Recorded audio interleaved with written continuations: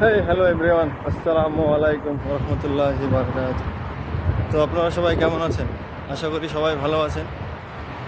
তো সবার ঈদ কেমন কাটলো জানান। তো ঈদ লিবে আছি এখনও, ঈদ ভ্যাকেশন শেষ হয়নি, কালকে শেষ হবে। তো ঈদের ছুটি আলহামদুলিল্লাহ ভালোই কেটেছে। আপনাদের কেমন কেটেছে একটু জানান। তো আজকে যেহেতু ঈদের ছুটি শেষ, কালকে থেকে ডিউটি, তো আজকে লাস্ট দিন ঘোরাঘুরির।